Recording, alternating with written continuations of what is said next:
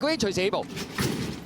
好，你一起步嘅時候啊，前面快閘嘅馬，中間有美麗第一啊，外邊嘅氣勢呢，最出呢就係嘉應高升啊，走咗上去噶啦。跟住個第4位係好有心得啊，內欄第5有舉步生風啦，第6位紫色衫係驕陽明區啊，後邊嗰4匹馬金鑽貴人啦，內欄尾3、6、3係精算暴雪啊，後邊2匹馬分別係開心寶寶啦，暫時殿後，幸運有利嚟㗎。咁啊，轉緊香港體育圈彎啦，放頭嘅馬係美麗第一啊，嘉應高升已經咬住第2啦，氣勢第3位內欄。第4舉步生風，第5位仲係好有心得啊！中間第6係驕陽明區啊，埋邊6、3大約尾4到啦，有精算暴雪，後邊3匹馬金鑽貴人、開心寶寶暫時殿後，係幸運有利嚟㗎。好啦，正進入直路啦，前面透出嘅馬已經係嘉應高升，逼咗2下已經彈咗隻正腳出嚟㗎啦。後邊嘅馬舉步生風，中間上緊嚟，中間有氣勢，後多層嘅馬出邊金鑽貴人追咗啲，馬林入邊仲有精算暴雪，大外檔係幸運有利，最後100米到啦。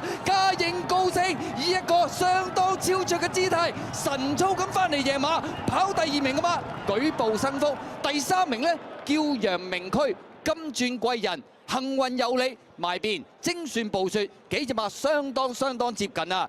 嘉應高升繼珠峰錦標凱旋而歸，為港爭光之後，翻到嚟香港第1場出賽就已經可以輕鬆贏馬。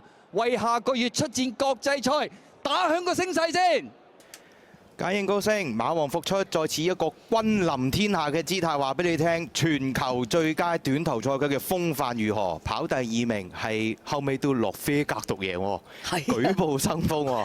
跑第3、4名就好接近啦。咁啊，中間有驕陽明區，仲有金鑽貴人，入邊仲有精算暴雪，出邊幸運有利成堆嘅。咁啊，都係明區第3，係驕陽明區第3㗎啦。所以呢啲馬佢雖然試閘，你個個都唔中意，但係佢唔會跑得好曳嘅出到嚟。